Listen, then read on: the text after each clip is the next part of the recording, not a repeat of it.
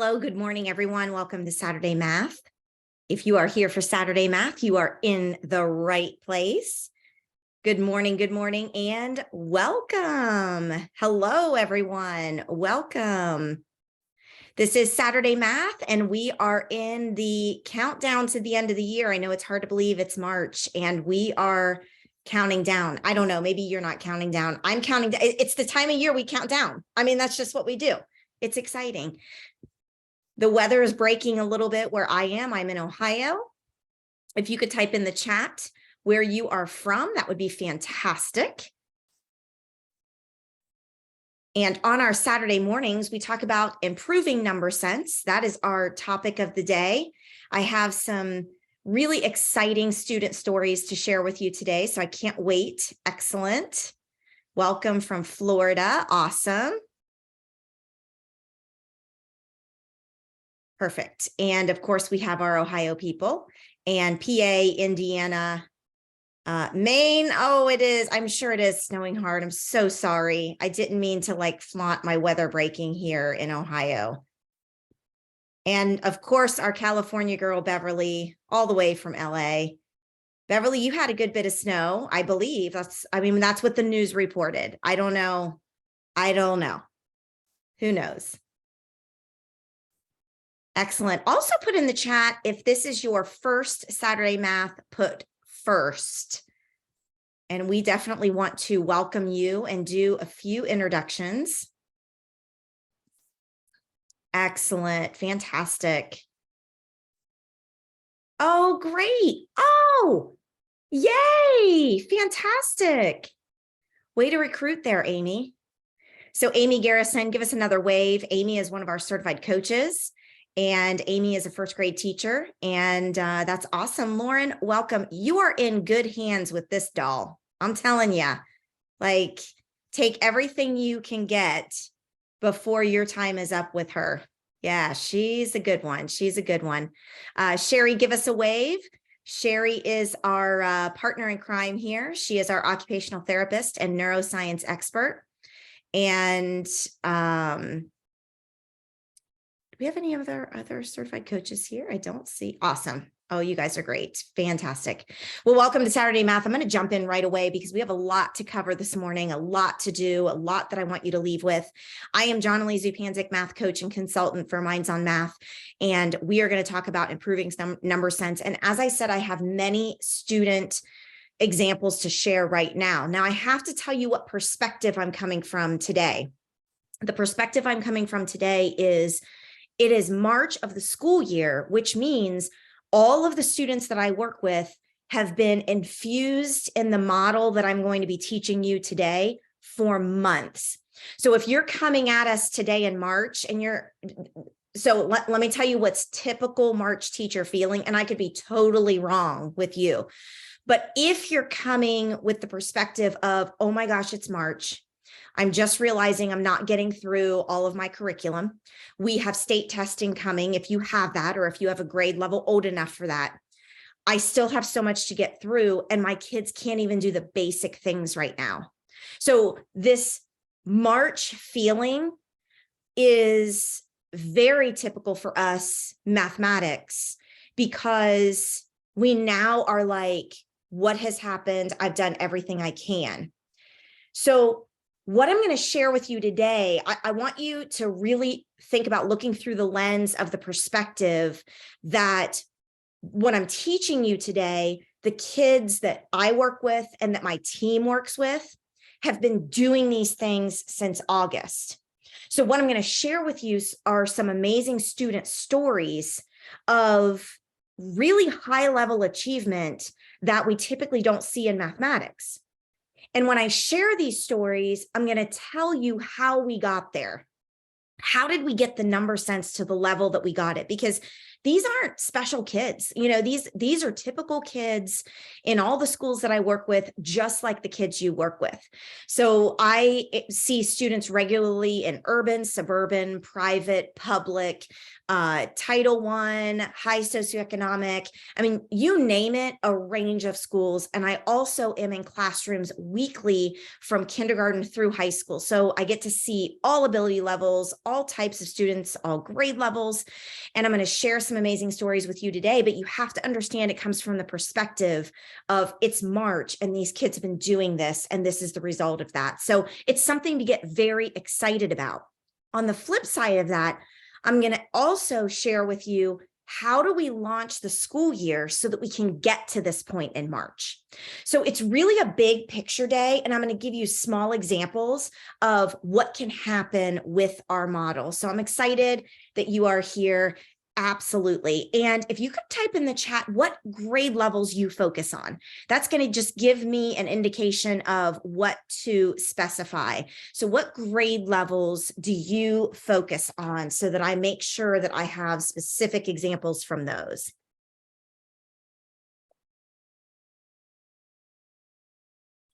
Okay, so we have, second grade, first grade, fifth grade, 2 through 4, K, 2, 3, all K8. Okay, perfect. So let me ask this question, because I don't want to shortchange this. If you are grade 7 or higher and you absolutely want examples from grade 7 or higher, type yes in the chat now. Type yes if you definitely want grade 7 or higher.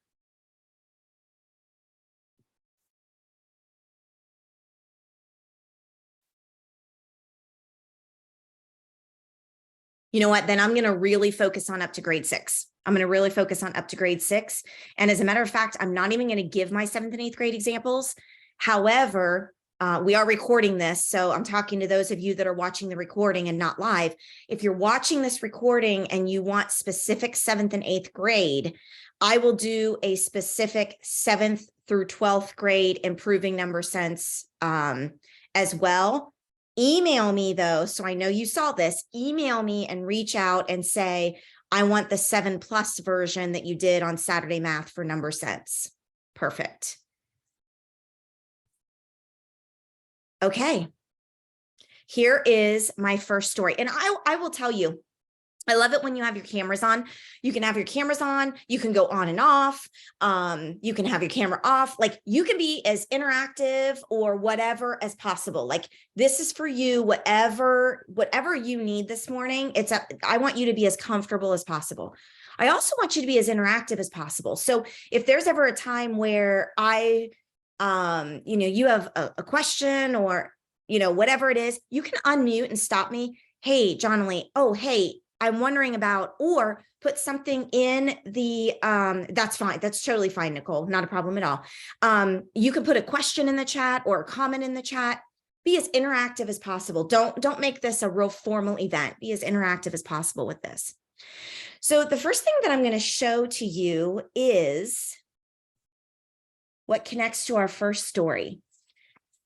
I get to every single Wednesday, I'm in a K-8 building, and I get to teach 2 kindergarten classes, 2nd grade, 3rd grade, 5th grade, and 8th grade. So every single Wednesday, that is my schedule. And then I touch off and on in different schools on different days with 1st grade, 6th grade, 7th grade, high school. But on these Wednesdays, I get to basically do just great math with these grade levels. Oftentimes what I will do is I will use the same stimulus. Now, a stimulus is something that's going to stimulate mathematical thinking. When we're talking about improving number sense, it's important to have a stimulus that really doesn't create a barrier for students with disabilities. So a stimulus is going to have as few words as possible, as few directions as possible. A stimulus is going to have prompts and questions that promote thinking, reasoning, and sense making, and not answer getting and solving. And I'm not saying answer getting and solving is not good. It is essential. However, stimulus are going to promote thinking, reasoning, and sense making, and they're going to deter students from answer getting and solving, even though kids are going to do it anyway, because that's what they're conditioned to do. So in this building, when I get to do this, oftentimes I will give the same stimulus to every grade level that I see that day. It's important for us to know that if we truly want to improve number sense as a system or as a building or as a district, we have to use the same stimulus with multi-grade levels. And then that stimulus can increase in complexity over time. So I'm going to show you the stimulus that I used specifically with my kindergartners. I used it with my 2nd grade and 3rd grade and 5th grade also, but specifically with my kindergartners and how I facilitated this. So here is like quick ninja tip, quick grab and go. Like I'm going to tell you exactly how to do this next week with your kids. So I show and I want to put my face over here. I show my kinders this just for a few seconds. I take it away and I say, what do you see? What do you notice? So you guys tell me now, type in the chat. What did you see? What did you notice? And you can unmute and tell me as well. What did you see? And what did you notice about the images that you saw? And I just call that a stimulus. There weren't any words. There's not anything to solve. I'm going to engage students in thinking, reasoning, and sense making. What did you see? What do you notice? My favorite prompts. What did you see? What did you notice? Perfect. So depending on I love it. I love, Nicole, that you noticed the grid paper. Many of you are saying arrays. This is what I want kids to do. I want my kids to notice these things. Excellent. Fantastic. Dots, counters. See, kids can start using their language if I don't give things away. The first key to improving number sense, is extract student perspective. I'm going to type that in the chat because that's how important it is. Extract student perspective. And oftentimes with students that struggle or students with disabilities, we have this notion that they have no perspective. Gosh, we really are deterring the achievement of these kids because of our ingrained beliefs and philosophies. And I know what you're saying, but Jonalee, you don't understand my kids. No, I do understand your kids. I understand it a lot. It's a hot mess out there. But what I'm going to tell you is they have a better perspective than we could ever make up for them. So the first key to improving number sense is extracting student perspective.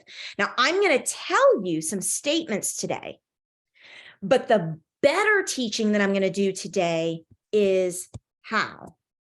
Because I can tell you and you can agree, hey, we have to extract student perspective. And you're like, yeah, let's do that.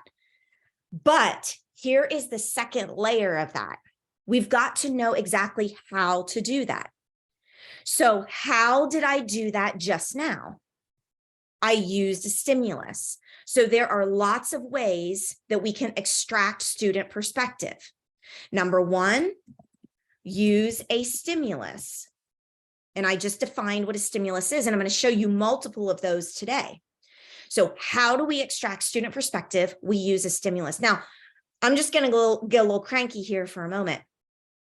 There is no math professional development out there that I am aware of. Now, some of you yourselves are doing professional, Kathy Felt, some of you yourselves are doing great math professional development, but there is no mathematics professional development out there that is going to give you the theory and the research and the outcomes along with the grab and go specific hows that are easily implementable. Now, if you know of something, type it in the chat and share that resource. And I don't mean to be too cranky about it. There are some good places out there, but we're really not getting to the depth of what we need to. So the second way to extract student perspective is to use my favorite prompts. What do you see?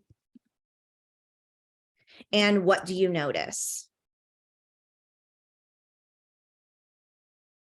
But I'll tell you, sometimes those aren't appropriate for the prompt that I'm giving, so, or the stimulus that I'm giving. So I'm going to give you some other hows later on that are appropriate with a different stimulus. The third technique to creating number sense is using images and pictures. Using images and pictures. Now, here's the issue when we get to grades 4, 5, 6, 7, 8 in high school, when we start to get into content that we ourselves don't even know what it looks like. Now, I said I wasn't going to give you the higher level content. Okay, I totally lied, because I got to just give you one thing here. If I give you 2 to the, oops, I did it wrong in the chat.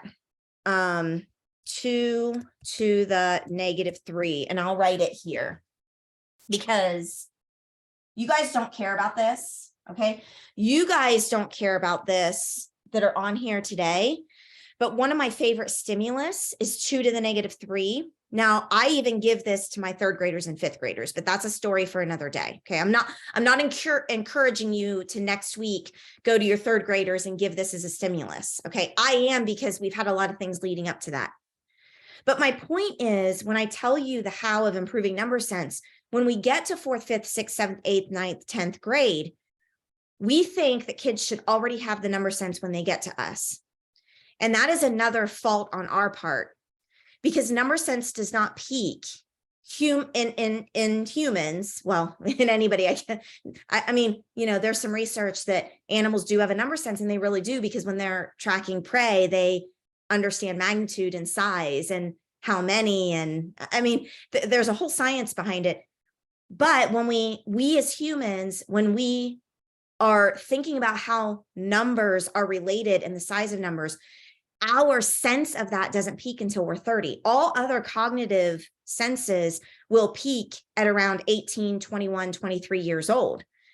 Number sense, though, doesn't peak until we're 30. So if I'm a high school teacher and I think, these kids should already have number sense, absolutely not.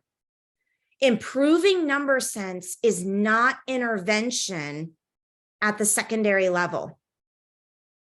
This is chat worthy. I'm going to say it while I type it.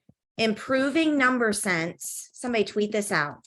Improving number sense is not intervention at the secondary level,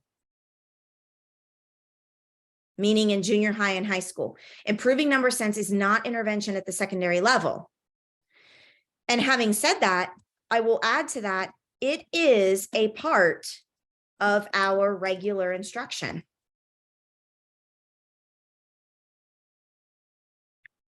And the junior high and high school standards show that, because when I look at junior high and high school standards, there's a way to teach them based on the hows that I just showed you. What do you see? What do you notice? Use a stimulus and use images and pictures. The problem is we ourselves are a product of the system. So we don't know what image, we don't even know what this looks like ourselves, let alone how to help students understand that. So let's back up. Let's back up, because if we are trying to improve number sense, I just want it to be very clear that that should not be done by the end of 5th grade or the end of 6th grade. Okay. All right. So in thinking about this stimulus, how we introduce a stimulus, using images, et cetera, here is the next facilitation. I'll show this to students again, and I will ask them how much, well, let me back up. Let me back up. I'm going to ask them, how many total dots are there with these 3 arrays? Because many students are going to say it's arrays, it's rectangles, etc. So how many total dots are there? Now I'm going to watch how students count. And I can see this because they put their fingers in the air like this, and they either go like this, or they go like this, or they go like this, or they go like this. And from their finger motions, I can tell how they're counting and how complex their counting is. So if they're going like this, I can see that they're counting by threes one at a time. If they're doing this, I can see that they're counting by fours. And if they do this, I can see that they're trying to find the length and the width, and they're going to try to quickly calculate what is in that array. And then some of them will circle and then go like this and be like, oh, I have to skip count by a different number. So my next prompt is, tell me about how you're counting. So I'm going to put a number 4 here. Tell me about is another one of my favorite prompts, which is the how to facilitate improving number sense.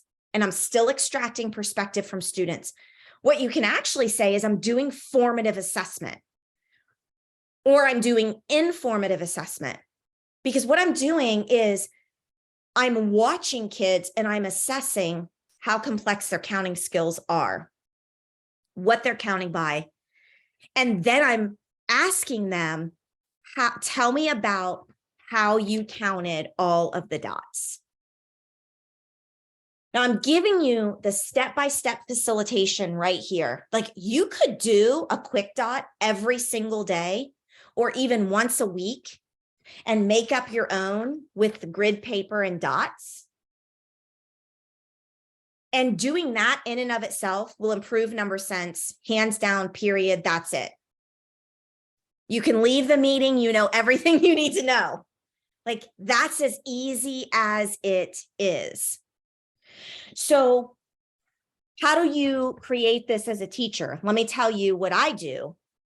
I will use, this is centimeter grid paper. The reason I use centimeter grid paper is I get Bingo Dauber. Now I get mine from the Dollar Tree if you have Dollar Trees near you, okay? The dots in the Bingo Dauber, if you use centimeter grid paper, are the perfect size for centimeter grid paper. Now, I also have kids creating dot patterns and using theirs, and like there's a whole thing you can do with it. But I will create these, and I'm going to show you some other examples, but this is how I create them. The other way that I create some of my dot patterns is with magnetic cookie sheets and magnetic dots. The other way is with paper plates, and then those little sticker dots that you use for yard sales that you write the prices on.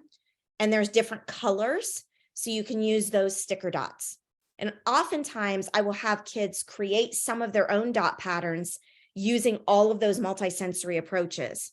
I noticed Kirk in the chat said students with dyscalculia may lack number sense at any grade level. Absolutely and positively. So what do we do for those students at any grade level? And what do we do for all students? You know, Sherry on the call here is an expert in dysgraphia, also dyslexia, and learning disability, ADD and ADHD. And the key to targeting students with disabilities is multisensory approaches to instruction. So using sticker dots and fine motor and trying not to get the sticker stuck to their finger and getting it on the paper plate. And we can actually provide therapy to these students by giving these multisensory approaches in mathematics, but we can also extend the complexity of mathematics at the same time. I hate this phrase, but it's killing 2 birds with 1 stone. Whoever made that up? Like, why would we even say killing birds? I mean, but see, you understand what I mean when I say it. I digress. From the way, let's see, Sherry wrote, from the way kids finger count, I can tell how kids, yes, absolutely. And that's where Sherry's expertise comes in, is what type of visual perceptual thinking do students have? Yes, I can hold this up. And actually, I'm going to hold it up like this. Did you get it, Amy? Now, the reason I showed you this is I make this for my kids, and then I will fold this and only show them the first part like I showed you. And then I'm going to extend it in just a moment. So this is going to be super cool. So now I have some options with my kids. I know they're thinking, they've tried to figure out the number of dots. I have some options. I can either stop right here and go on to my lesson of the day, which is totally unrelated. Like, that's it. Like, that's all I do with it. We don't even figure out how many dots. Because one of the deficits that we create ourselves instructionally in mathematics is we finish everything. I teach on instructional fails of mathematics, and there are a few instructional fails, and one of those fails is we finish everything. What happens is, especially with our kids with learning disabilities, dyscalculia, dysgraphia, dyslexia, ADHD, they don't have enough time to process. So they give up on thinking. Don't miss this. Don't miss this. They don't have enough time to process. So in a regular classroom, when those kids are infused mainstream with other kids that process quickly,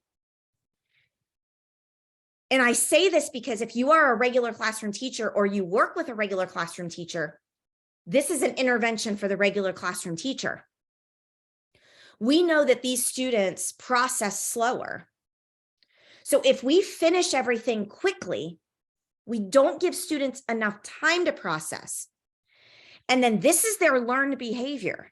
We get frustrated with these kids later on that, they're not even trying. They're not even focused. They're checked out. They're lazy.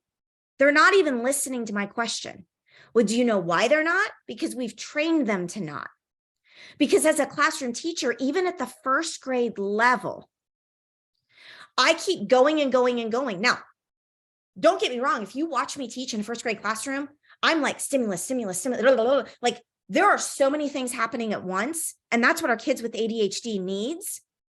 But what I don't do that other teachers do that hinder the learning, what I don't do is answer every question and solve every problem. I don't confirm or deny the students' solutions. I leave some of those things unfinished. By doing that and moving on. So see, we never confirmed how many dots, but I've moved on to some other teaching with you. And you're like, she never said how many dots. This is how I teach kids. I'll move on to another, the lesson of the day or whatever. Hey, today we're going to write our numbers. Today we're going to trace 5. Today we're going to, whatever it is we're doing. And they're like, well, I'm still trying to figure out how many dots. Well, are there 32? Are there 4? Like, here's what happens. And this is the advantage for students with disabilities. They keep thinking about it, or at least they have the opportunity to keep thinking about it. I can answer this at another time. Maybe 2 days from now, I bring this back up. But they've had time to think about it. We've created opportunity for processing time. That's all they need. That's all they need. Because if we don't create that opportunity for processing time, they get this learned habit, this learned behavior that I don't even have to try to think because someone's going to answer it before I even have time to think. So I'm just going to check out from the beginning. Now, I have said a lot here. Let me make sure I didn't miss anything in the chat. Okay, perfect. Okay. Any thoughts, comments, or questions from all of you? You can unmute if you have something you'd like to say. Kirk's already tagged me in a post. I'm curious, Kirk. You are so good. Jenny, this is Nicole. Hi, Nicole. Hey, so in this kind of sense where I have lower level students, a lot of them have dyscalculia. Excellent. Could I do something where I show that like on a big piece of paper and just have it posted up there without any questions or anything like that? And they're like, why is that up there? Like, and then they start noticing things. Could I do that? Oh my gosh, Nicole, you absolutely do that. I mean, a lesson learned for everyone here. So Nicole, this is really, really cool. The reason I love that is what I'm trying to instill in kids is a nature of curiosity and creativity. I mean, our kids come in with this. Our kinders come in with this excited, our first graders, our second graders, and then we school that out of them. So what you've just described, Nicole, everybody take note of this, okay? I could have lots of these all around my room, or one day I just put one up and just not even say anything. And the Yes, kids will because be like, yeah, my kids do that. Like at Halloween, I will decorate my room. They won't see it the night before, but I'll decorate my room with like cobwebs and spiders. And so they're like, oh, what's going on? And eventually the goal is, how many spiders did you notice in the room? Just for something fun. So love it. that curiosity for my kids, when you talked about how when we don't give them processing time, which I've noticed, I need to make sure I do that, and I do that in my class. But when we don't give it to them, then that's when they start getting frustrated and shutting down. And you spoke so true to what my kids do. They give up automatically. They don't even try. They're afraid to fail. And I show them that it's okay to make mistakes, and I try to give them time. But I never thought about that being in the other classrooms when we do inclusion. So thank you for that. Excellent. You are fourth grade. Is that what I'm? Yes, I'm fourth grade. I am just the level below inclusion. I do reading, writing, math in my own small group setting, but then we go into the inclusion setting for science and social studies every day. Fantastic. Excellent. Where are you from, Nicole? Dayton, but I'm actually closer to, I grew up closer to where you actually are in Columbus. I grew up in Woodstock, Ohio, so in Champaign Great. County. Oh And my I gosh. have family in Columbus, so. Great. Fantastic. I actually grew up on the east side of Columbus in a, Oh yeah. like, I'm going to say a small city. It's not really a small town. You know, there's 50 or 60,000 people. I don't even know what Well, it is. you name it, I probably know it. Newark. Oh yes, I know Newark that and one. Heath, Indian Mound Mall. I Yeah. currently live in Pataskala. Oh yeah. So I'm kind of a rural girl. I'm not a city girl, but I love the city. We digress. Nicole, you make excellent points. Stay interactive here. Give us your tips. This is excellent. It's so, have we met before? The last month we were, I was in there. It was my first time since a couple years before that. Oh, wow. But, Okay. yeah. Awesome. Well, welcome. Thank you.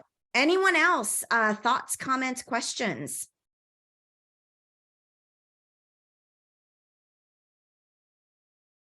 Cool. It's Sherry. I have to put my 2 cents in. Sherry, put your 2 cents in here. Sherry comes to us as an occupational therapist, neuroscience expert from the medical world. Tell us how else this benefits students.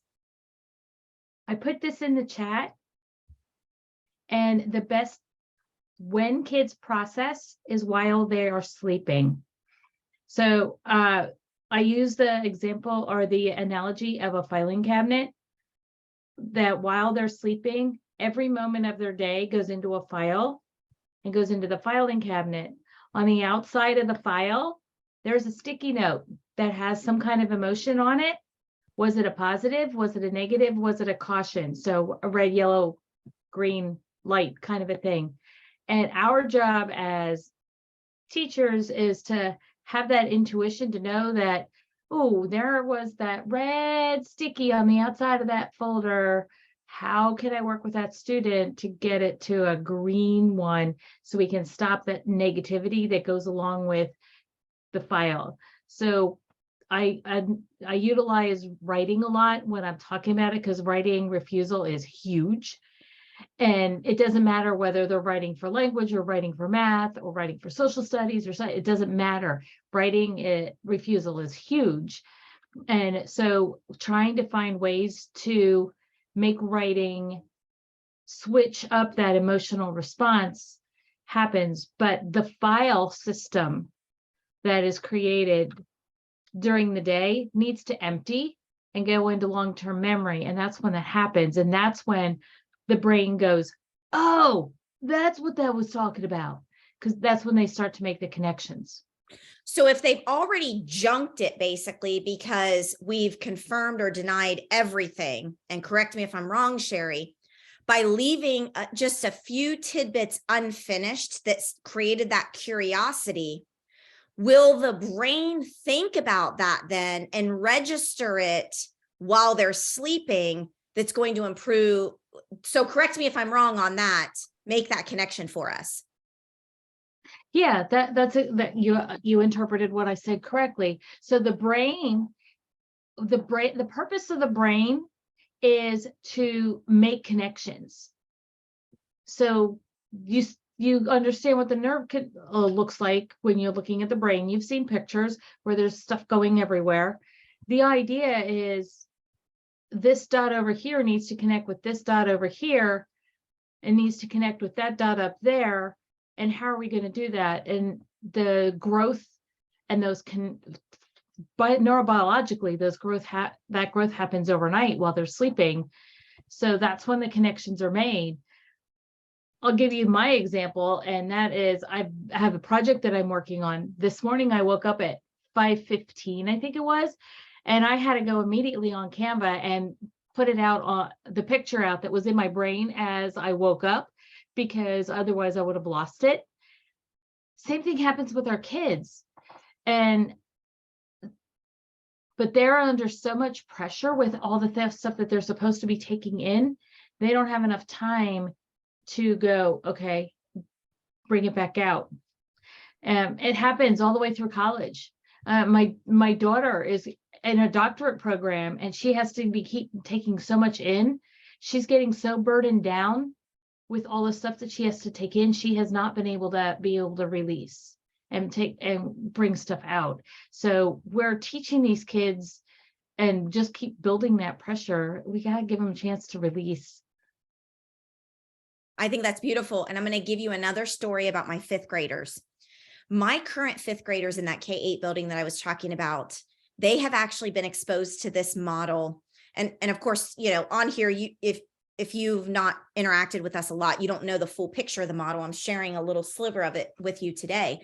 But the current fifth graders I have been engaging with them since they've been in kindergarten. So they're a project group of mine. I'm following them to high school. So in this fifth grade group, when I give them dot patterns, we call them quick dots, quick images, blah, blah, blah. When I leave some of these things unfinished, what happens is that connection is so strong, especially for the kids that struggle, that the following Wednesday, like a week later, some of my most struggling students in that group, like typical struggling kids, they can't wait to come into class to be like, hey, the quick dot that we did, I figured out. Like they've been waiting a week to be able to tell me this. I mean, what kinds of learning disability kids hold on to information that long because they are so adamant that they've got to come to that conclusion? Now, when I teach on gifted and the brain and all of that kind of stuff, one of the statements I make about gifted students, truly gifted students, I mean, IQ above 130, their brains work different. If you've got a higher cognitive ability, your brain functions differently. It is what it is. I'm not giving an opinion. I mean, it does. they're different. Gifted students only need 1 to 2 interactions with the same thing before they know it forever. Oftentimes they can process pretty quickly unless they have a twice exceptional situation. But in general, they can process pretty quickly. They only need 1 to 2 interactions before they know it forever. So what happens is, these gifted kids are, giving the answer all the time. So I get the question, John Lee, how do I have a gifted kid with a dyscalculia kid at the same time where they're processing differently? I let that gifted kid call things out, and I just don't confirm or deny it. I'll be like, oh, Jack, that is so interesting. That is so interesting. And then Jack all of a sudden is like, oh, well, am I right? I'm like, Jack, we're going to have to try to prove that. What do you guys think? See, that is a ninja tip facilitation of instruction that we can do. I don't have to stop Jack from blurting out. See, we're trying to control what kids do. No, control what you do. Okay? Control what we do. That's all we can do.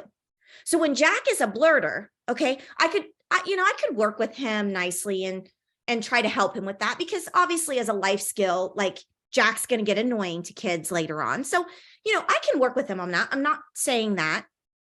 However, Jack's excited. So I also don't want to deter Jack from being excited. So I can only control my response to him. I might even say, you know what? Jack says there's 36. I'm going to write 36 on the board. You know what, guys? I don't know. Nicole, this goes back to your point. Let's just acknowledge it. Let's put it up there and be like, I don't know. I mean, let's either try to prove Jack right or prove Jack wrong. Who knows? So the only thing I can change and control is how I facilitate. That's the key to improving number sense. That's the key, is to only control. I'm trying to read comments as I'm teaching, and I can't do that. You cannot do two cognitive things at the same time. You cannot do it. You cannot multitask. Ladies, do we have any men with us today?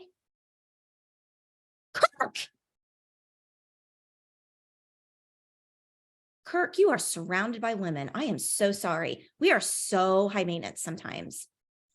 I live with 3 boys. I have 2 boys, 18 and 14, and of course my husband.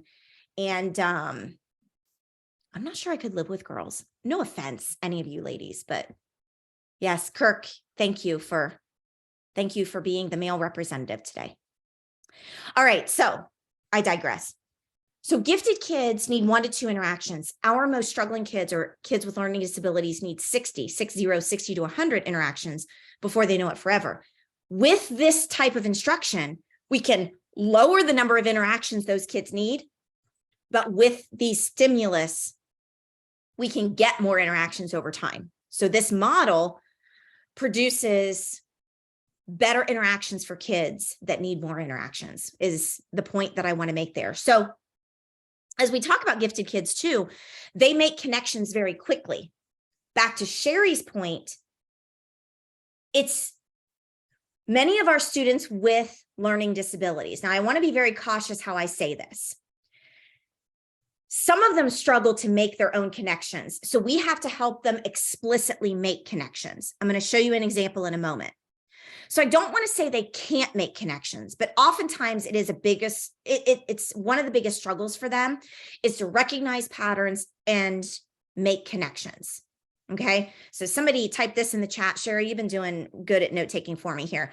So for our students with learning disabilities, 2 of their major struggles are recognizing patterns and making connections. It's not that they can't, but one of the fixes for this is when we leave some things unfinished during sleep, they can make the connections. So that's helping them make the connections on their own. Now, when they come back to my class, what will happen is I will do a cognitive science approach to instruction, which is called retrieval practice. Okay, this isn't Johnny, this is science. So retrieval practice means the very next week. Now, Nicole, I'm going to actually take your strategy to do a retrieval practice. The very next week, I might have this whole thing hung in my room when I come back on another Wednesday. As we start class, no, I don't want you to find anything, Siri. So as I begin class, I might point kids to this whole thing and do a retrieval practice. I might say to kids, now retrieval practice is trying to get them to retrieve an experience that we've had before after time has gone by. I don't like to do it the next day. I need space in between. Cognitive science says not only do we need kids to practice retrieval and repetition, but we need to do it in a way that has spaced practice. Spaced practice is another cognitive science approach to learning. It's how we get deep learning. So if a week goes by and Nicole, let's say you delay a week after the stimulus, and then a week later you hang this up and you've been doing something different ever since then. Now we point to this and we say to the kids, hey, take a look at this dot image. Tell me about what we did with this the last time. See, I start with tell me about again. I'm extracting student perspective and I've added to the dot image. So what's going to happen is they're going to try to retrieve that experience. Oh, I remember those blue dots, but gosh, we only saw 3 chunks and now there's a bunch. So they're trying to retrieve all of this. What's happening is there's something that's going on in their brain right at that time that is something that is going to enhance learning so much. I can't do it any other way as an instructor, but allow their brain to churn by just saying, tell me about what we did the last time with this. Now, what's going to happen is some kids are going to be like, I remember that, and I'm going to say, you forget, right?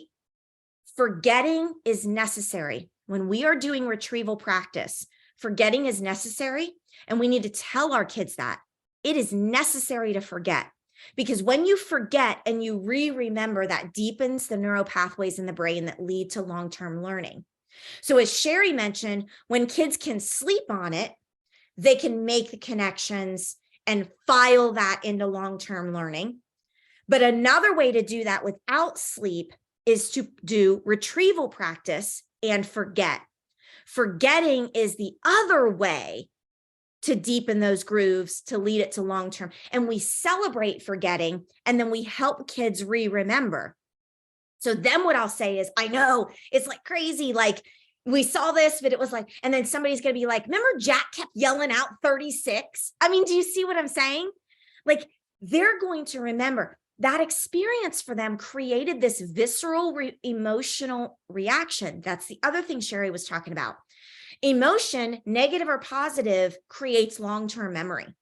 Like, if you think about a time when you were in school, I'm just going to like give you an imagery here. Think about a time when you were in school where you were embarrassed about something.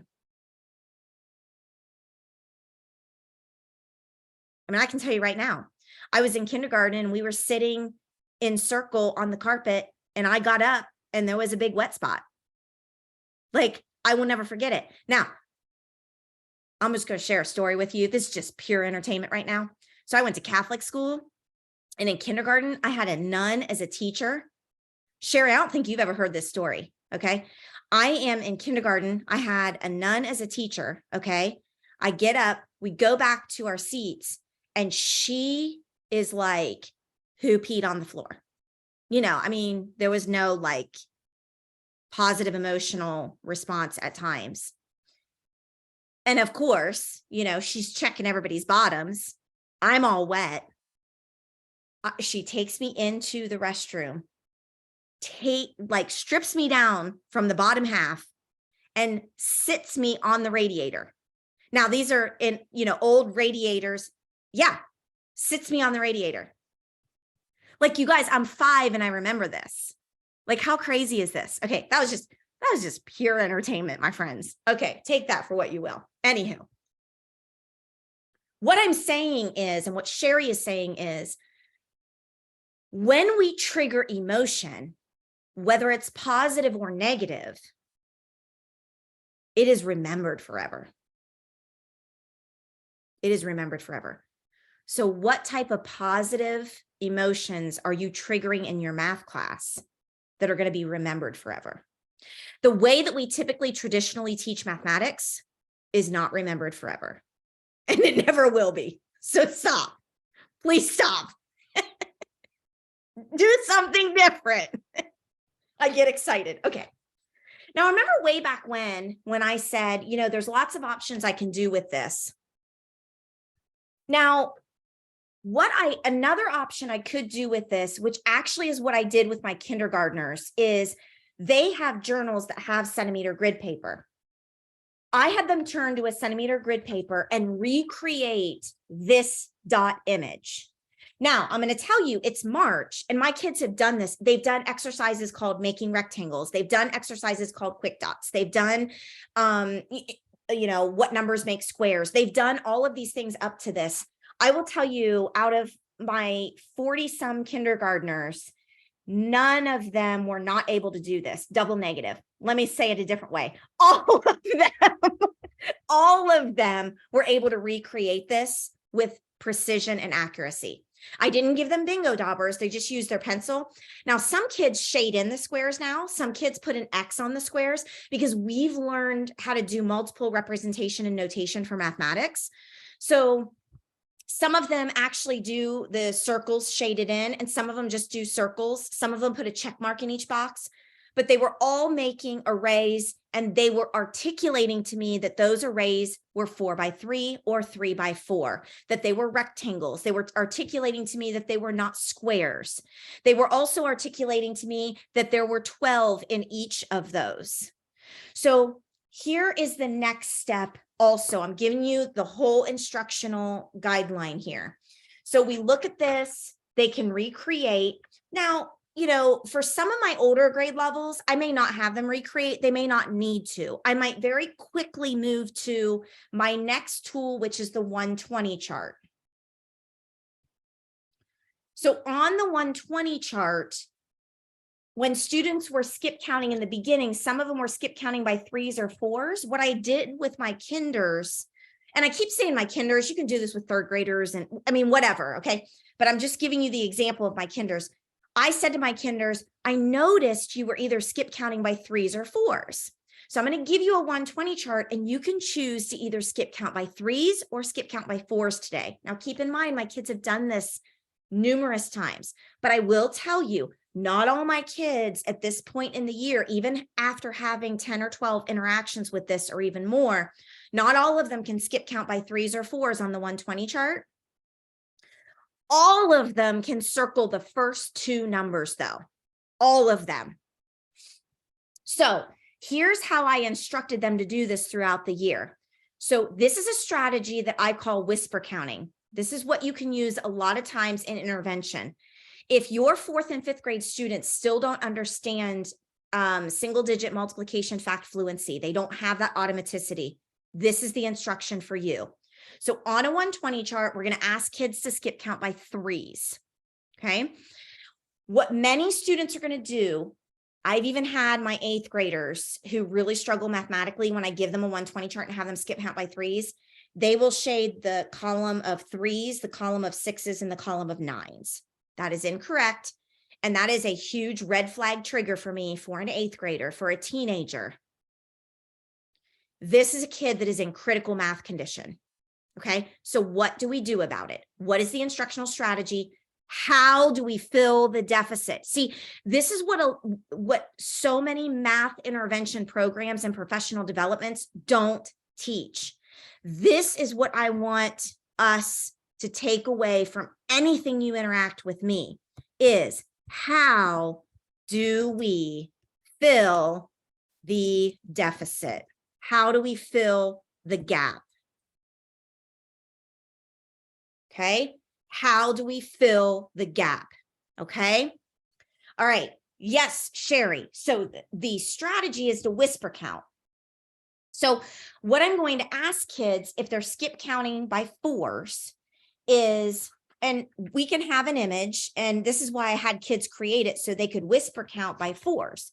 So what we do when we whisper count is we look at our image and we whisper 1, 2, 3, 4, 5, 6, 7, 8, 9, 10, 11, 12. Kids now know that on the 120 chart, they circle the loud number. The loud number. So then I reiterate this with kids because I'll say, how much is 1 4? 4. How much are 2 4s? 8. How much are 3 4s? 9, 18, 16, you know, then you get this and then you're like, okay, stop talking. Okay, 2 4s is 8. Let's whisper count. 9, 10, 11, 12. Then they circle 12. Okay. So even with my 1st, 2nd, 3rd graders, 4th graders, 5th grade. Now, I don't have any 5th graders. My 5th graders in my example, because they're a project group, they have no trouble with fact fluency, but typical 5th graders do. Whisper counting is the how. So my other kids are doing by 3s. 1, 2, 3, 4, 5, 6, 9, 12, 13, 15. So they can keep going as far as they can by 4s and 3s. Then I will elevate my facilitation. The next thing I'll ask is, okay, how much are 7 4s? What they'll have to do is they'll have to go to their 120 chart and find the 7th number they circled.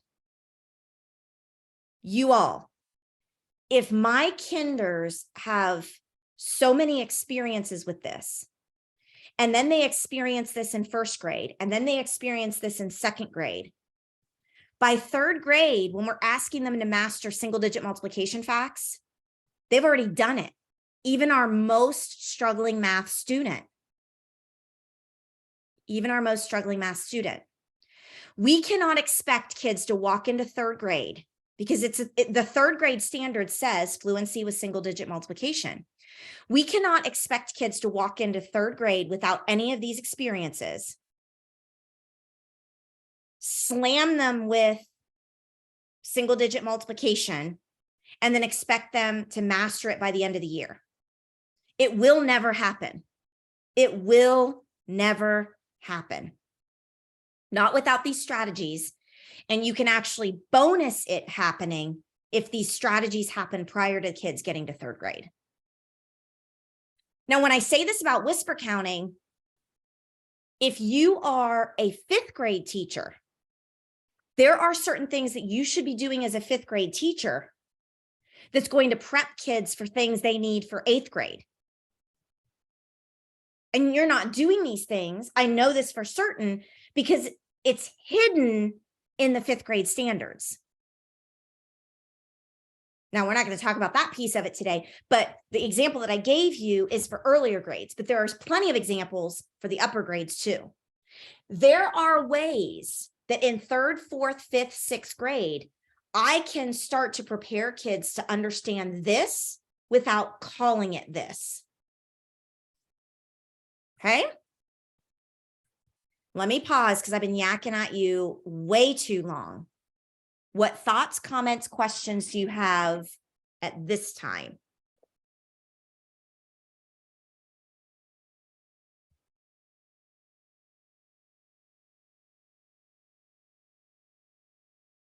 Anything at all?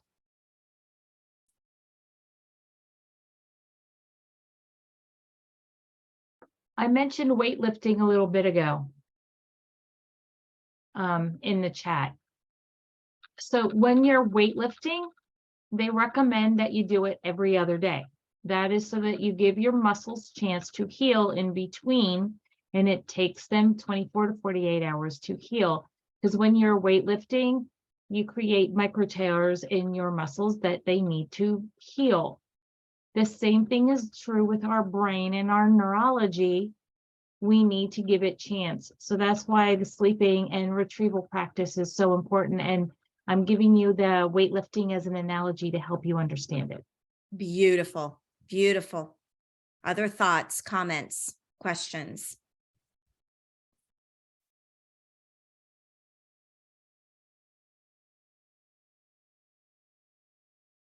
Amy, if you want to screenshot, I'm going to give you 2 more examples. Okay. Here's my 5s. You don't need my face in it.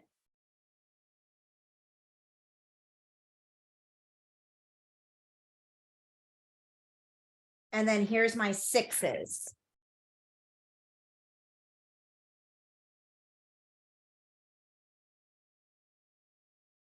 And same thing, whisper counting in 120 chart. Can I see the 5s? Oh, I'm sorry. No, sorry, Drew. No, I got it. Oh, did you? Okay, perfect. Do you want it? Okay. Yeah.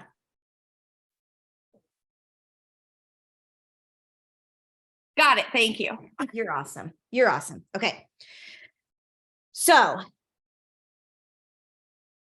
retrieval practice usually doesn't happen right now, but I'm going to do this right now so that you can feel what's happening in your brain. Tell me in the chat, what have you taken away so far from our morning event? Okay, this is an example of retrieval practice. I haven't allowed the space between, but I'm going to make your brain work anyway. It's going to be fresh. It's going to be fresher, which is not as effective. It's not as effective, but we're going to do it anyway. So what is one of your takeaways from our session so far this morning? Go ahead and type that in the chat.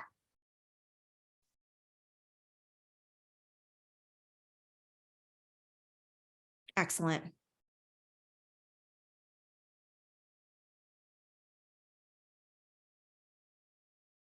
Perfect. Perfect. Okay. Can I just extend on Laura? Please.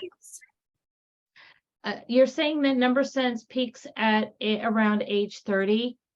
That is also because executive function skills and the frontal lobe finish growing around age 30. Perfect.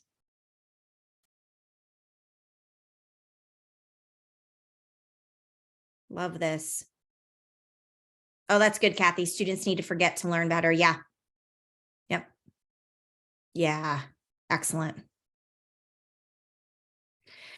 I was just with a group of teachers yesterday. I just thought of this story as you guys were retrieving. I was with a group of teachers yesterday. One of my favorite places to go. I adore these people. It's a 7-8 building, and it's in, I'm going to say an urban, it's a very large district, lots of needs and lots of diversity and socioeconomic. And I really love this building, and I've been working with them for a number of years. So when I went yesterday, I did a retrieval practice with them. I said, okay, think about the last 4 years that we've been working together. I'm going to have us brain dump right now. What are all of the math experiences that we've done together in professional development for the past? And then they were like, oh my. And we created and generated an amazing list of things that helped trigger our connections together and then extended on those. And it was really beautiful. So just another example of retrieval practice.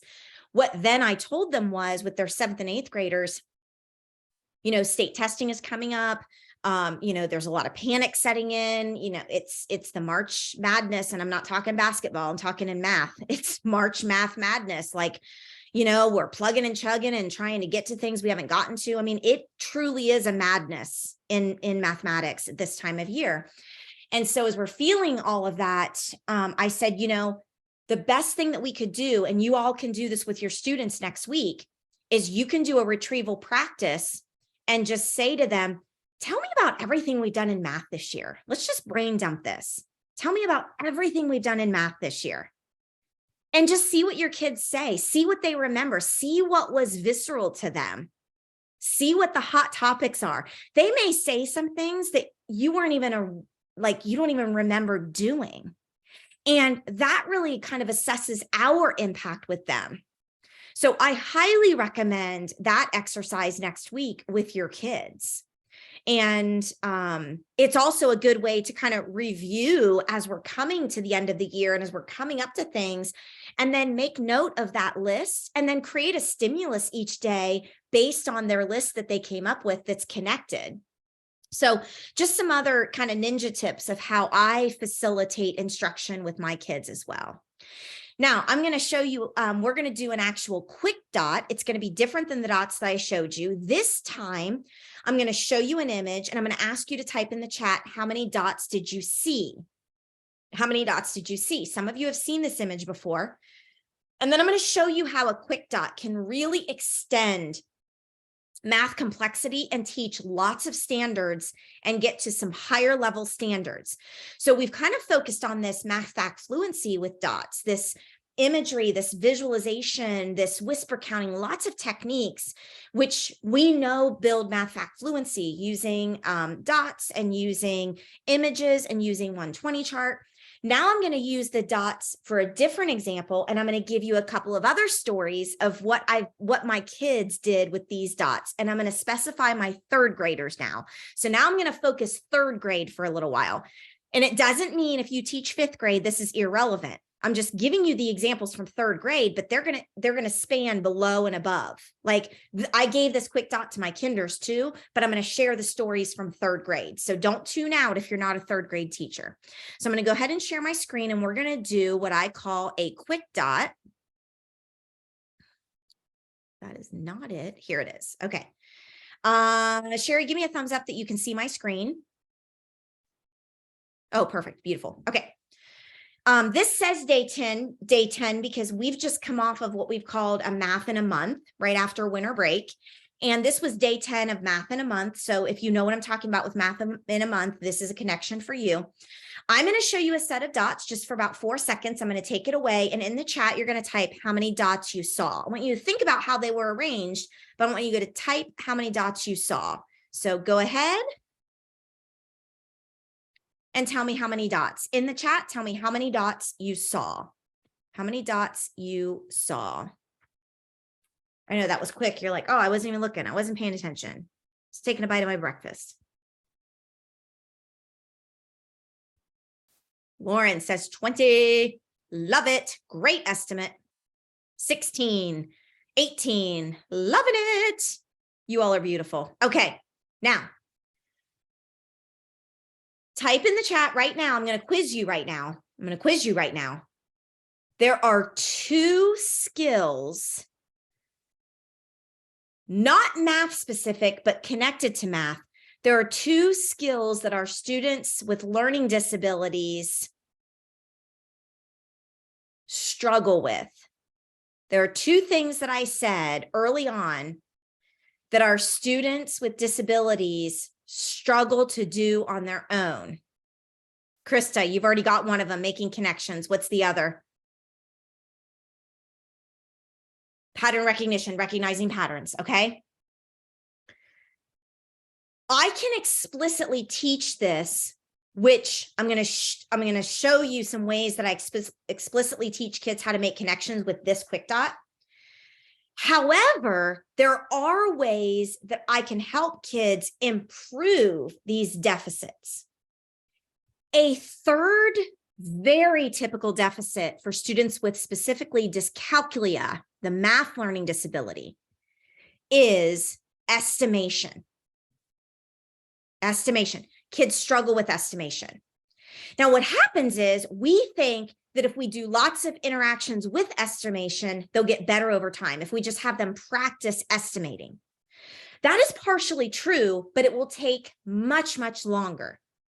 So repetitive practice with something that I'm not good at can get me better over time. So if every week you give kids something to estimate and they just do it over time and they practice it over time, they will get better, but it's a slow process. If we want to improve the process of increasing a skill over time, we actually have to have a strategy. Again, this is the how. This is the instruction. This is the teacher instructional how on how to do this. So when we are teaching estimation, and I'm going to go back to, well, actually, I'm not going to show you the image yet. Okay. If we go back to the image you saw, here's the instructional facilitation. Here's the explicit facilitation, the explicit strategy that I'm going to teach kids to do for themselves to become better estimators.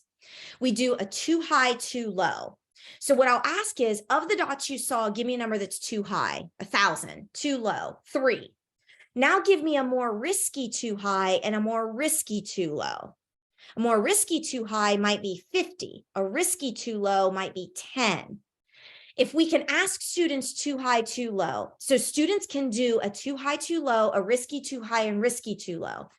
Through that exercise, by students doing that, we will decrease the number of interactions it's going to take to increase their ability to estimate well. And the strategy is called a too high, too low, risky too high, risky too low. Amy, yes. What do you got, girl? Okay, so that's what we did this week with images. There was a picture of bubbles. So it was like one big blue photo that had bubbles blowing. And the first prompt was, tell me a number that's too big. And then tell me a number that's too small. And then we did that one first because the next one, which they accidentally saw, they're like, oh, shells, are we doing that one? I'm like, another day. So then they did shells and had to think of a number too high and a number too low. But what's so funny is like when they go for a number that's too low, they were obsessed with all the negative numbers. And then I was like, can you give me another, like, I didn't use the word risky. I like that, like another risky number that's too low, but I said a positive number. Instead of like just giving me all negative numbers that are too low, what are some other positive numbers that would be too low?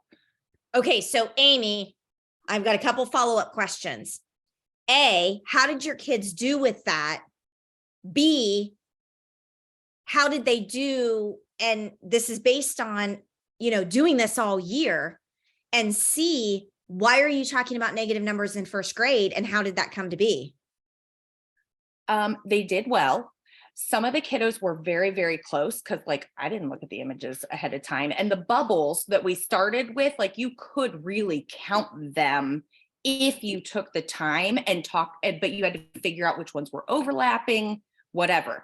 Because at the end, they're like, well, how many are there? So we literally went and pinpointed the bubbles, and they're like, well, that one's overlapping. Okay, and there were about 40. So a couple of the kids did say like they thought a big number was 38 or 36. Like they were real close on the Wow. estimate. Great. And so, yeah. So they, most of the two smalls were single digits to the teens, but lots of negative numbers. Trying to remember negative numbers came up. It wasn't with the weather, how you say like you do it with the weather. I feel like we do a lot with the 120 chart. And so as a morning, we kind of throw more like stimuluses in the morning too. Like as part of our just morning meeting, I have a 120 grid that will find a number, and then we try to like pinpoint concepts that we've already done, but extend on them. So like we'll give a number, and for first grade, it was like 10 less, 10 more. So we have taken it where it's like, okay, here's your number. Today's magic number is 53. What is 53 minus 40? Like, how do you navigate the 120 grid to figure that out? And then they explain their thinking by pulling the dot over to their answer. And some of them we've extended with, okay, well, what is, if we have 106, what is 30 more? And it goes down off the chart. So if you have like 25 and you take away 30, what Love is it? I'm so excited with that. So, and they love it. Like they are good. Yeah, They're Yeah. good at it. I love it. Amy, I get so excited. We haven't talked in a while. Girl, We have not. I got questions for you because I'm in the process of doing a summer thing now too. I'm telling you. Okay, we need to like lunch and learn or something. Girl, where have you been? Come on. Like, Just, come on. just drowning in my own committees and things this year, I feel like. For real. No, I get it, girl. I get it. No, I'm telling you, So. Amy, oh my gosh, it's been way too long. We got to Yeah. get on the calendar, girl. Yeah, Agreed. beautiful. I love it. I need your mind. All right. Other thoughts, comments, questions? This is great.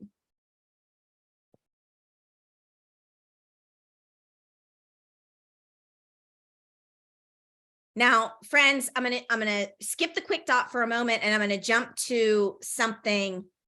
Like if you just can't get enough of this stuff, okay, you are the first group to see the reveal. This is it. This June is our 14th annual June math event. And every year is a different topic. Okay. Some of the topics have been making math in ears. One year it was smart math. One year it was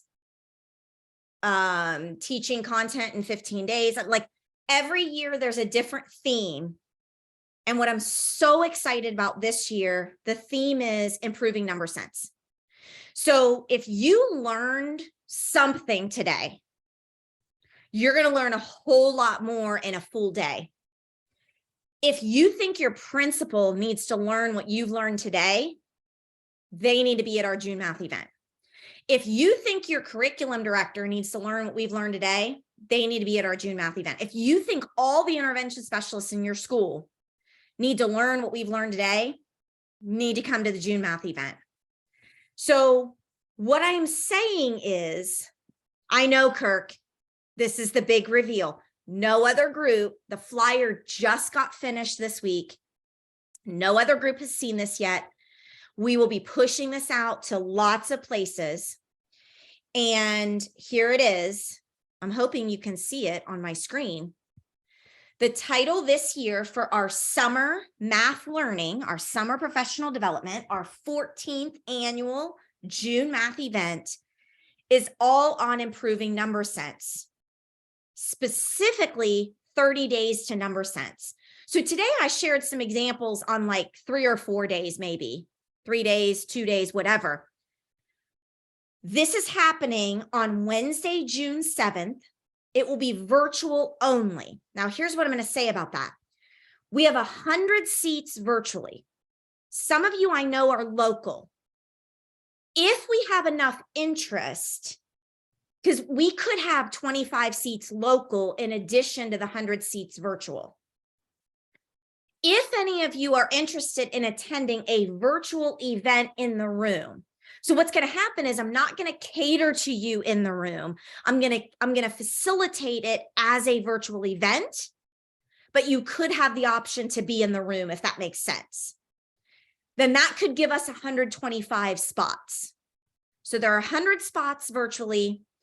There are 25 possibly in the room, but don't quote me on that. But it's going to take place on Wednesday, June 7th from 9 a.m. to 3 p.m. Eastern time. We will break for an hour for lunch around 12 to 1-ish, 11:30 to 12:30, something like that. Okay. What our focus is going to be is on 30 days to number sense. So you will leave with 30, you will leave with the concrete resources in slide deck form, in PDF form, in whatever forms I use. You will leave with 30 grab and go prompts to improve number sense based on counting, fraction, facts, and operation. And you saw some of that sample today. So today was kind of a teaser to a bigger picture of what you're going to see in June. The second thing you're going to leave with is a facilitation guide. Not only will you get the 30 prompts, but kind of like my Pro Ninja tips where I asked you a question or I gave you the next prompt, you'll get the facilitation guide like, okay, I have this prompt, like I have the numbers 8 and 12, but what do I even say to my kids? So you're going to get a dozen prompts or questions that you can facilitate that stimulus with your students. So you'll know exactly what to say, how to say it, what to ask, and how to ask it. So you're going to get the facilitation guide to 30 days to number sense. What you're also going to get is 7 multisensory visual exercises. Now, one of them I shared with you today, and that is the power of quick dots. That is an example of a multisensory visual exercise for kindergarten through 10th grade to improve numerical literacy. You're going to walk away with 7 of those. Actually, I would say at least 7. I'm pretty sure there are going to be more, but in my initial planning, I'm like, here's the 7. What you'll also leave with are 3 repetitive tasks that improve fluency for students with dyslexia and dyscalculia. You saw one of those today. It's the 120 chart. The reason I call the 120 chart a repetitive task is like, we're going to talk about what are the 40 ways you can use a 120 chart. Amy gave you some Pro Ninja tips on that. So she said, you're at 25 and I want 30 less. I want you to take away 30. You're going to walk away with dozens of ways to use the 120 chart. And you're going to walk away with this with 3 repetitive tasks. The 120 chart is 1 repetitive task. Okay. The 120 chart is different than the multisensory visual exercise, although sometimes it can be categorized as both. So those are the down and dirty things that you will walk away with. Okay. Oh my gosh, look at you guys. I gotta take my glasses off. I can't see with my eye. Yeah. Okay. All right. Come on now. Calm down, people. My goodness gracious. It's not happening till June.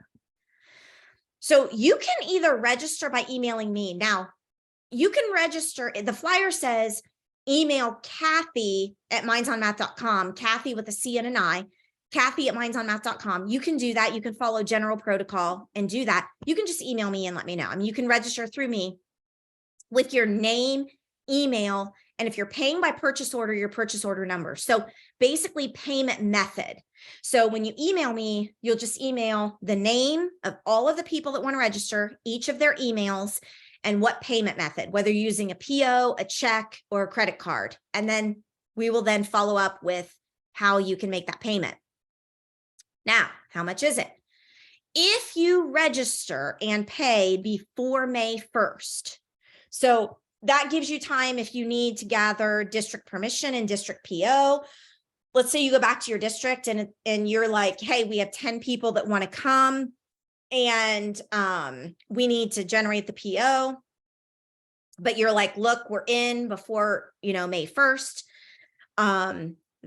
Your price is $247 per person for the full day workshop and all of the resources if you register before May 1st. Seats will go quickly, so you'll want to get this word out. This has not been publicly marketed yet. So if you know you want to do it. After May 1st, you can still get in, but at $347 or until seats are sold, until seats are gone. There's 100 virtual, possibly 25 in room. I'm just not sure about that yet. So we're going to see what the interest is and where we are with it, how many locals, that kind of thing. So when I always follow up with an email with you guys. I will send you the link to this video recording. I'll send you the PDF for this invitation. So if you want to print it or you want to email it to people who might be interested, go ahead and do that. I will also send to you a couple of other resources as I have them here that we've talked about today. But that is our focus for this year's June Math event. Spend a summer day with us. Hopefully it's early enough in June that you're not off on your vacations. However, because it's virtual, we will be recording the entire day. And those of you that are registered will get the recording. You'll get access to the recording for a limited time, usually 90 days. And then that access will go away. And we will actually use this then as a follow-up purchase that won't be live eventually. Yes, Kirk, I will. Yep, I sure will. Yep.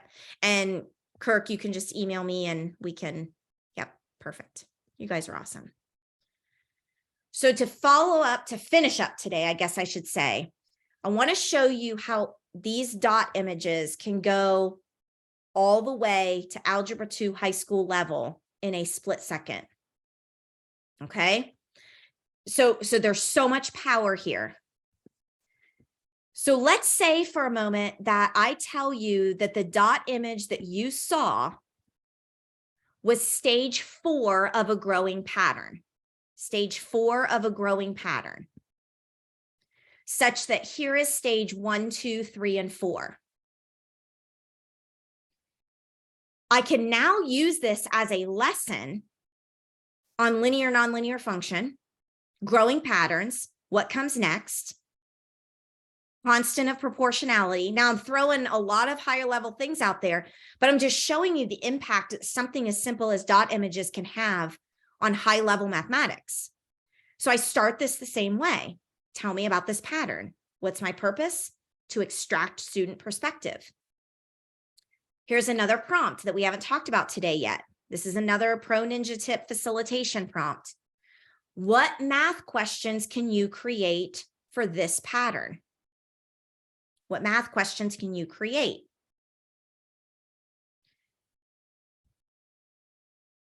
Some sample questions are, how many dots are in stage 5? Are there twice as many dots in stage 8 as stage 4? How do the number of dots increase each time? How many dots are in stage 100?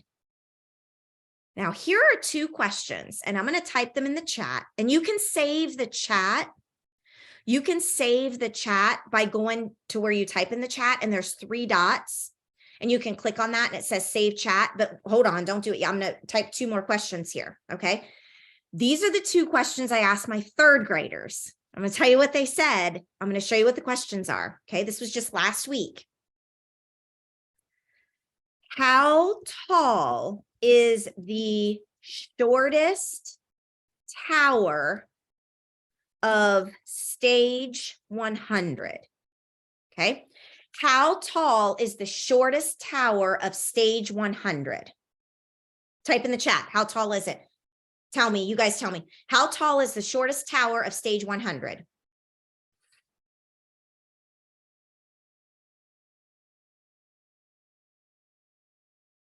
Now, if you need some prompting, what I did with my third graders, most of my third graders didn't need additional prompting, but what I did with my third graders goes to one of the mathematical practices, which is repeated reasoning. We have 8 mathematical practice standards that are the same from kindergarten through high school. And one of them is practicing and articulating repeated reasoning. So repeated reasoning means I can facilitate to help kids with repeated reasoning so that they can recognize patterns later on. Remember, our dyscalculic students, they are going to have an inability to be able to do this. So this is where I'm going to use repeated reasoning and a little bit of explicit instruction to help them see the pattern. This is how we do it. This is how we help them build that skill, pattern recognition. I will ask, how tall is the smallest tower in stage 1? And they're like, well, there's only one tower, it's 4. Okay. How tall is the shortest tower in stage 2? Now, if my students in 3rd grade, I do have about 3 students in there that have severe math disability. So I will actually point to stage 2 to make sure they're on the right one. And I will ask them how many towers, and I will point like I am with this arrow. How many towers are there? And they'll tell me there's 2 towers. So sometimes they just need to recognize what words are coming out of my mouth in an image. They're not understanding what I'm saying. Okay. So I'm going to be very explicit on that. And then I'm going to say, which of these is taller and which is shorter? See, I can work on position words. See, in 3rd grade, some kids may not have that yet. And this is an opportunity, you know, without pulling these kids out of the room, to intervene right there. Okay. No, see, Nicole, no, see, this happens even with our most gifted kids. They will respond and answer thinking we asked a different question. So what I'll do is I'll celebrate that. I'll celebrate wrong answers. We have a thing called best wrong answer. I'll celebrate wrong answers. And remember our gifted kid, Jack, that's always blurting? Jack might give a wrong answer and I might be like, Jack, that's the best wrong answer. But Jack, you answered a question that I didn't ask yet. So here's some instruction here. Yes, Kirk, I was just going to say that. That's the right answer to a different question. And then how do I facilitate that? What's my next facilitation technique as a teacher? I will then say to them, somebody create a question that the answer is Jack's answer. This goes back to kids creating the question. Okay. So that's how I will facilitate this. See, I haven't confirmed. When you wrote it in the chat, I did not confirm or deny. You don't do that right away. Now, I'm not going to let this one linger. This is going to be one that I finish, but I'm going to do some additional instruction. What's the shortest tower in 3, 4? It's always 4. So the shortest tower in stage 100 is 4. Now, guys, girls,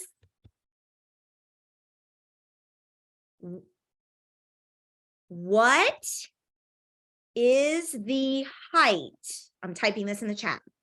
What is the height of the tallest tower in stage 100? You guys, my 3rd graders could do this. It was mind-blowing. Type what you think in the chat. What is the height of the tallest tower? This is the tower furthest to the right. What is the height of the tallest tower in stage 100?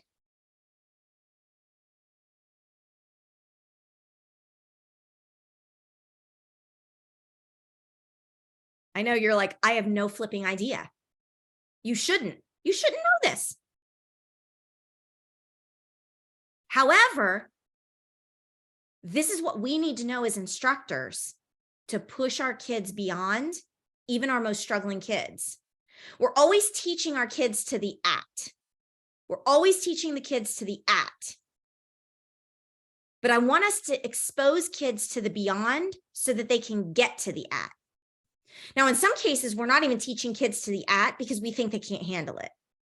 So we're teaching kids, 3 grade levels below. Stop it. Stop it. Teach kids beyond, but in an accessible way. Christy Flynn, how did you get that? I know our time is almost up. Give me about 4 more minutes. Christy Flynn, how did you get 202? I saw a pattern of times 2 plus 2. How in the green earth did you see that? Because we are like, our brains do not think that way. I looked at the pattern. Tell us. Well, so I looked at stage 1. I looked at stage 2. Stage 2 is 6. Stage 3 is 8. Stage 4 is 10. So I wrote that down, and then I looked at how did I get that? And I just figured it was times 2 plus 2 each time. Holy freak. Okay, now here's my next facilitation question with kids. How does the stage number relate to the height of the tallest tower in that stage? This is a connection to what Christy's talking about. But here's the question we ask as teachers. Instead of telling, I want Christy to tell, and I want another student to tell, and I want another student to tell. And I'm purposefully not going to repeat what Christy says. I'm not going to repeat what Jack says. I'm going to have them repeat it. Or I'm going to say, Amy, tell me what Christy's talking about. This is pro ninja tip in facilitation. As the teacher, I do not want to be the one to tell and be the be all end all for answers. What I have to do is get better at questioning. So I'm going to ask other people to tell me what Christy said. And as they struggle, and I'm going to be like, you guys should struggle. This is not easy. I'm going to ask this question because I want to lead kids to Christy's thinking. Now we have to figure out the question or prompt that does that. How does the stage number relate to the height of the tallest tower in that stage? So for example, what's the tallest tower in stage 2, in stage 3, in stage 4? So then I'm going to say, how does that question that I just asked relate to Christy's response? This is what I'm doing with my 3rd graders. By the end of the class, I had 25 out of my 29, I think there were 29 that day, 3rd graders able to articulate the correct answer and a correct explanation to height of the tallest tower for stage 100. If you want to know what's going to open the doors for higher level mathematics in high school, it's exactly what I've taught you today. And if you do nothing else, it's dot images. On our June event, we're going to take what we did today and expand it to a full day event. I'd like to, now, if you've got to go, you've got to go.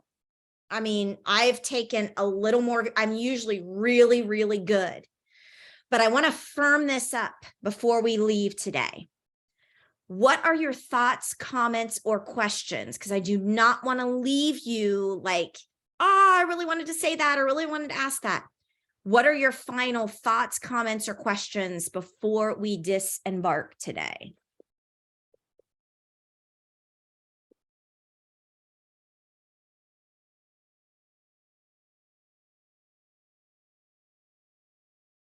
Sherry, I know you had something. I thought you did. I've just been putting comments in the chart, the Okay, chat, perfect. try to preserve them. Excellent. That's pretty good. So my thought is, how many of these comments that are in the chat can you guys tweet today and tag Jonalee? Ooh. So this is my challenge to you. I don't care if it's on Facebook, Twitter, Instagram, LinkedIn. I want you to chat. I want you to go to those, and I want you to tag John Lee and Minds on Math. A quote that was spoken today. Oh, you guys are fun. Here's the problem though. And Kirk's just going to shake his head at me. All of my social media handles are different. So I'm putting them in the chat right now. My Twitter is at Minds on Math. My Instagram is at John Lee Zupanzik. My Facebook is Jay-Z Smith. I know I am ridiculous. I am ridiculous. Okay. What am I missing? And, Oh, my TikTok. and if you wanted to tag me for any of my quotes, it's at Sherry Dotterer. Perfect. TikTok. There you go. TikTok. My There you TikTok is at Minds on Math. Sherry, that's a good challenge. I like it. Thank you, my friend. Yeah. Mhm. Come on, guys. Tweet this stuff out. So I have a question for everybody, and I think this is what John Lee was referring to. Oh, yeah. And my question is, and Hold on. Before your question, while Sherry's asking the question, put your social media handles in here so I can tag you. So if you would like to, while we're Perfect. finishing I up love it. here, go ahead. I love it. Go ahead, Sherry. Love it. Sorry. Question.